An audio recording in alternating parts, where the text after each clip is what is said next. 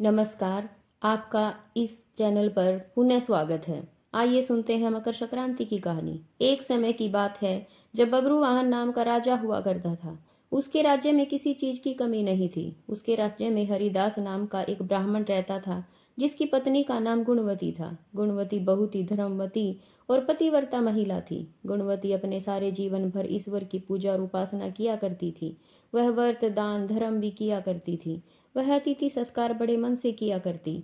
जब उसकी मृत्यु हुई तो धर्मराज के दूत उसे अपने साथ धर्मपुरी लेकर गए। यमलोक में यमराज विराजमान थे। उनके पास चित्रगुप्त भी बैठे थे। चित्रगुप्त ने जब गुणवती के कर्मों का लेखा जोखा देखा तो धर्मराज बड़े खुश हुए, लेकिन फिर भी धर्मराज के चेहरे पर थोड़ी उदासी थी, जिसे देखकर गुणवती ने पूछा, हे प्रभु, मैंने तो अपने जीवन में सारे सत्कर्म ही किए, फिर भी आपके मुख पर यह उदासी छाई है। इसका क्या कारण है? प्रभु, मुझसे क्या भूल हुई है? धर्मराज ने कहा, हे देवी, तुमने सभी देवी देवताओं की पूजा व्रत किए हैं, उपासना की, परंतु कभी भी तुमने मेरे नाम से कुछ पूजा या दान नहीं किया। धर्मराज की बात सुनते ही गुणवती ने क्षमा याचना करने लगी और कहने लगी, हे प्रभु, मुझे ऐसा उपाय बताएं जिससे सभी मनुष्य आपकी कृपा के पात्र बन सकें।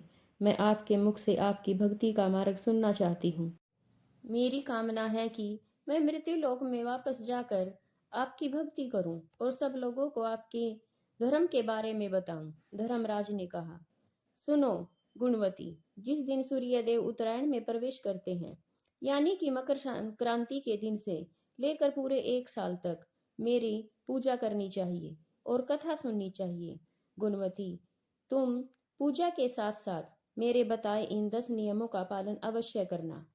धीरज रखकर संतुष्ट रहना, अपने मन को वश में रखना और सभी को क्षमा करना, किसी प्रकार का दुष्कर्म या गाली गलौज नहीं करना, मन और तन से शुद्ध रहना, अपनी इंद्रियों को वश में रखना, बुरे विचारों को अपने मन में न लाना, पूजा पाठ और दान करते रहना, सत्य बोलना, व्रत करना और लोगों को भी व्रत के बारे में बताना, अहिंसा न करना, क्रोध न करना। इन नियमों का पालन करते हुए 1 वर्ष तक मेरी कथा सुनना, दान पुण्य और परोपकार के काम करना, अगली संक्रांति पर व्रत का उद्यापन करना। गुणवती पृथ्वीलोक पर आकर अपने पति और परिवार के सहित धर्मराज के बताए नियमों का पालन, व्रत और दान पुण्य के कर्म पूरे 1 वर्ष तक किए। जब गुणवती की दोबारा मृत्यु हुई तो उसे स्वर्ग में स्थान मिला, जहाँ देवताओं ने उनका सम्मान किया। इस कहानी से हमें पता चलता है कि मकर संक्रांति पर सूर्य के उत्तरायण होने पर धर्मराज की पूजा करनी चाहिए। इस दिन तिल, गुड़, वस्त्र आदि का दान करने से पुण्य मिलता है। इस कथा को कहने, सुनने और दूसरों को सुनाने से लोगों के दुख दूर होते हैं तथा स्वर्ग की प्राप्ति होती है। ओम सूर्याय नमः।